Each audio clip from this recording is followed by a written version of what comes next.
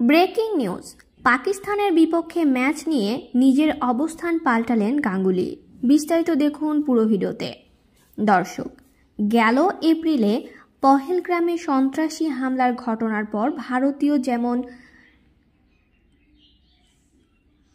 Breaking news, পাকিস্তানের বিপক্ষে match নিয়ে নিজের অবস্থান পাল্টালেন গাঙ্গুলি। বিস্তারিত দেখুন পুরো ভিডিওতে।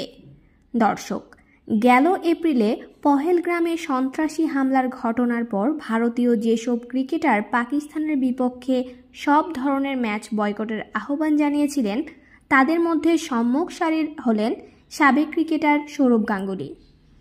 দ্বিপাক্ষীয় সিরিজ তো আগে থেকেই বন্ধ ছিল। ভারতীয় সাবেক অধিনায়ক বলেছিলেন, আইসিসি টুর্নামেন্টগুলোতেও পাকিস্তানের বিপক্ষে উচিত নয় ভারতের। কিন্তু সময়ের ব্যবধানে নিজের অবস্থান পাল্টিয়েছেন সৌরভ। জানিয়েছেন, আগামী 9 সেপ্টেম্বর থেকে শুরু হতে যাওয়া এশিয়া কাপে ভারত ও পাকিস্তান এক গ্রুপে পড়ায় তার কোনো আপত্তি নেই। ওয়ার্ল্ড চ্যাম্পিয়নশিপ লিজেন্ডসে ভারতীয় দলের পাকিস্তান ম্যাচ বয়কটের কয়েকদিনের মাথায় গাঙ্গুলির ভাষ্য, সন্ত্রাসবাদ অবশ্যই নিন্দনীয়, তবে খেলা থেমে থাকা উচিত নয়। সম্প্রতি এশিয়ান ক্রিকেট কাউন্সিল এসিসি চলতি বছরের এশিয়া কাপের সূচি প্রকাশ করেছে। ভারত পাকিস্তান মহারণ নির্ধারিত হয়েছে 14 সেপ্টেম্বর সংযুক্ত আরব আমিরাতে। এই বিষয়ে ভারতীয় সংবাদ মাধ্যম ANI-কে দেওয়া এক সাক্ষাৎকারে গাঙ্গুলি বলেন, আমি সূচি নিয়ে ঠিক আছি, খেলা চলতেই হবে।